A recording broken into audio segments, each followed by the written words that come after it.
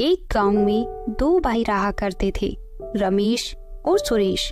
दोनों भाई समोसे बेचने का काम किया करते थे और दोनों अलग अलग घर में रहा करते थे। लेकिन रमेश से सुरेश की खुशी बर्दाश्त नहीं होती। पता नहीं पिताजी ने सुरेश को ऐसा क्या बताया था जिससे सभी लोग उसी से समोसे लेते हैं। अगर पिताजी उसे समोसे बनाना सिखाते ही नहीं तो इस पूरे गांव में केवल मेरे ही समोसे मशहूर होते। सुरेश बहुत ही मेहनती और ईमानदार आदमी था और वो अपने परिवार के साथ बहुत खुशी से रहा करता था और रमेश हमेशा किसी न किसी से लड़ता ही रहता था। ऐसे ही दिन बीत रहे थे तो एक दिन रमेश समोसे बेचकर आ रहा था।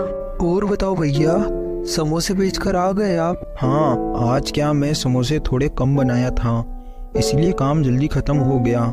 तुम बताओ, तुम आज इतना जल्दी घर कैसे आ गए? वो क्या है ना भैया, आज गोलू के स्कूल में उसका रिजल्ट लेने जाना है, इसीलिए मैं जल्दी समोसे बेचकर आ गया। ठीक है भाई, चलो मैं चलता हूँ। मुझे समोसे बनाने के लिए बाजार से सामान लेकर आना है। इतना बोलकर रमेश वहाँ से चला जाता है और खुद से बातें करता जाता है। पिताजी भी हमेशा सुरेश का ही पक्ष लिया करते थे, पता नहीं ऐसा क्या है इसमें। रमेश खुद से बातें करता करता गांव में घूमकर वापस अपने घर आ जाता है। आ गए आप? कहाँ गए थे आज सुबह से? तुम्हें इससे क्या लेना देना है? तुम्हें जो काम है वो बताओ। आप ना मुझसे ऐसे चिड़चिड़ा होकर बात मत किया करो। बात करनी है तो ठीक से किया करो। तुम मेरा दिमाग चाटना बंद कर दो तो मैं ठीक से बात करूँ। छोड़िए जी, आपको समझाना बेकार है। मैं सीधा काम की बात पर आती हूँ। धीरे धीरे बच्चे बड़े हो रहे हैं, इसलिए घर का खर्चा बढ़ता जा रहा है और आपकी आमदनी बढ़ने की बजाय कम होती जा रही है। ऐसे तो अपना घर नहीं चल पाएगा। अच्छा, तो तुम क्या चाहती हो? बताओ क्या करूं मैं? आपके समोसे बेचने से अपना खर्चा नहीं चल पाता। क्यों ना आप एक घर में गाय ले आओ, तो मैं उसका दूध गांव में बेच दिया करूंगी। मेरे पास समोसे बनाने तक के पैसे नहीं है और तुम मुझसे गाय लाने की कह रही हो, तो मैं गाय लाने के लिए कहाँ से लाऊं मैं पैसे? आप अपने छोटे भाई सुरेश को देखिए, वो कितना अच्छा है। आप उन जैसे बनने की कोशिश क्यों नहीं करते? वाह, अब बस तुमसे ही सुनना बाकी रह गया था। इस सुरेश में ऐसा क्या है जो सभी लोग इसी की तारीफ करते फिरते हैं? मुझे तो इसमें ऐसा कुछ खास नजर नहीं आता और तुम ज्यादा ही इसकी तारीफ कर रही हो ना, तो जाकर उसके साथ रह सकती हो। अरे अरे, आप ही क्या बोले जा रहे हो? जो मुंह में आ रहा है वही बोले जा रहे हो। जाओ यहाँ से, मुझे नहीं करनी आप। इतना बोलकर ममता वहाँ से गुस्सा होकर चली जाती है। पता नहीं ममता ने उस सुरेश में ऐसा क्या देख लिया जो ये भी उसी के गुणगान गाने लगी है। मुझे जल्दी ही सुरेश का कुछ ना कुछ तो करना ही पड़ेगा और एक तो मुझे कोई आमदनी बढ़ाने का तरीका भी नहीं मिल रहा।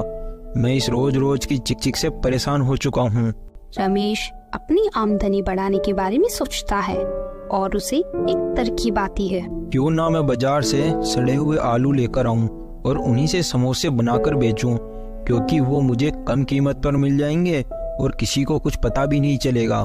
फिर रमेश बाजार जाकर सड़े हुए आलू ले आता है और इनसे समोसे बनाकर बेचने चला जाता है।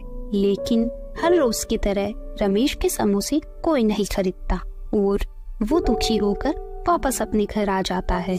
समोसे बेचकर तो मेरी कोई खास कमाई नहीं हो रही, बस उनसे तो केवल 100-200 की कमाई हो पाती है।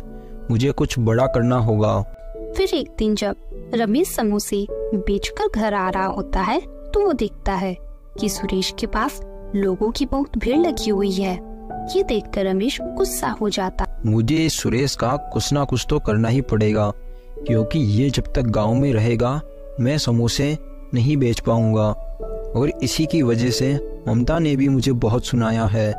अब मैं इसके साथ ऐसा कुछ करूंगा कि इसके समोसे खरीदने से पहले लोग 100 बार सोचेंगे। वो खुद से इतना बोल ही रहा था कि तभी सुरेश भी उसके पास आ जाता। क्या हुआ भैया, आप भी समोसे बेचकर आ रहे हो क्या? लेकिन रमेश सुरेश की बात का कोई जवाब नहीं देता और वहाँ से अपने घर चला जाता है और वो सुरेश के बारे में सोचने लगता है। तभी उसे एक तरकीब सूझती। फिर अगले दिन सुबह रमेश जल्दी उठकर सड़े हुए आलू के समोसे बना लेता है और चुपचाप से अपने सड़े हुए आलू के समोसे ले जाकर सुरेश के समोसे से बदल लेता है और वहाँ से चला जाता है।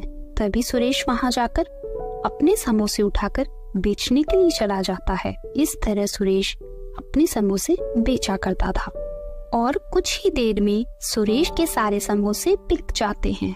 तो सुरेश अपने घर चला जाता है। फिर अगले दिन भी रमेश ने सुरेश के समोसे से अदला बदली कर ली थी। फिर सुरेश अपने समोसे लेकर बेचने के लिए निकल जाता है। लोगों को सुरेश के ऊपर भरोसा था, इसलिए उन्होंने रोज की तरह समोसे खरीद लिए। ये सब देखकर रमेश जल भुन जाता। पता नहीं लोगों को इस सुरेश के ऊपर इतना भरोसा क्यों है, जो कि सड़े हुए आलू के समोसे खा रहे हैं। अब मुझे कुछ बड़ा करना होगा। कल सुबह मैं चुपके से जाकर इसके सारे समोसों में जहर मिला दूंगा, जिससे खाते ही लोग मर जाएंगे और सुरेश को जेल हो जाएगी। अगले दिन सुबह रमेश चुपके से जाकर सुरेश के समोसे में जहर मिला देता है और वहां से चला जाता है। तभी रोज की तरह सुरेश अपने समोसे लेकर बेचने के लिए निकल जाता है। फिर रोज की तरह लोग सुरेश के समोसे खरीद लेते हैं। लेकिन अगले दिन सुबह होने पर जिसने सुरेश के समोसे खाए थे, सभी की मौत हो चुकी थी। तो सभी गांव वाले इकट्ठा होकर अपने साथ पुलिस को लेकर सुरेश के यहाँ पहुँच जाते हैं। तुझे शर्म नहीं आती समोसे में जहर मिलाते हुए? कल जिसने भी तेरे समोसे खरीदे थे, आज वह सब मर चुके हैं। चल तुझे तो मैं थाने में जाकर बताता हूँ। ये बोलकर पुलिस सुरेश को अपने साथ ले जाती है और उसे जेल में बंद कर देती। हे भगवान, मैं रोज की तरह ही समोसे बनाता हूँ, लेकिन कल ऐसा क्या हुआ जिससे मेरे समोसे खाकर सभी लोग मर गए? भगवान, आपको तो पता ही है मैं समोसे में कोई जहर नहीं मिलाया, इसीलिए मैं सब कुछ आपके ऊपर छोड़ रहा हूँ।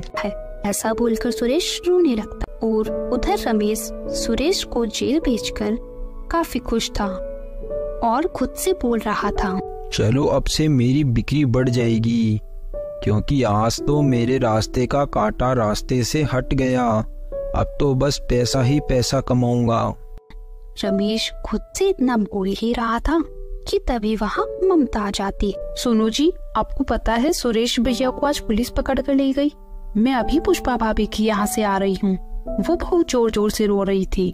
हाँ, सुना तो मैंने भी है। गांव वाले बता रहे थे कि उसने उसके समोसे में जहर मिला दिया, जिससे कई गांव वाले मर गए। इसीलिए पुलिस उसे अपने साथ ले गई।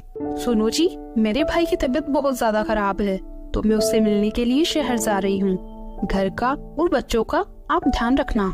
इतना बोलकर ममता वहाँ से चली जाती है और सीधा सुरेश की पत्नी के पास चली जाती है। सुनो पुष्पा, तुम रो मत। मैं मेरे भाई के पास जा रही हूँ, क्योंकि उसकी बड़ी अफसरों से बहुत जान पहचान है और मैं उनसे सुरेश भैया की बात करती हूँ, तो आप उनको शाम का खाना दे देना।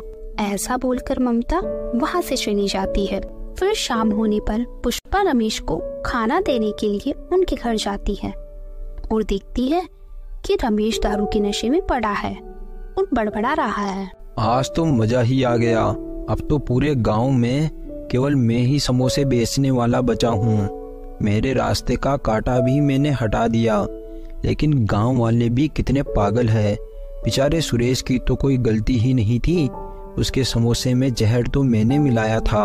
और ये सब बात पुष्पा ने सुन ली थी, तो वो खाना रख कर चली जाती है और वहाँ से सीधा पुलिस स्टेशन जाकर पुलिस को सारी बात बता देती है। तुम्हारा पति अगर निर्दोष होगा तो मैं उसे छोड़ दूंगा, लेकिन पर मैं पहले इन सब बातों की पूरी तहकीकात करूंगा।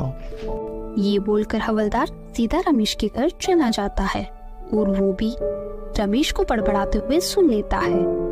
तो वह रमेश को थाने में बंद कर देता है और सुरेश को रिहा कर देता है। दोस्तों, हमें इस कहानी से यही सीख मिलती है कि हमें किसी के साथ बुरा नहीं करना चाहिए, क्योंकि जैसा हम करेंगे वैसा ही हम भरेंगे। Thanks for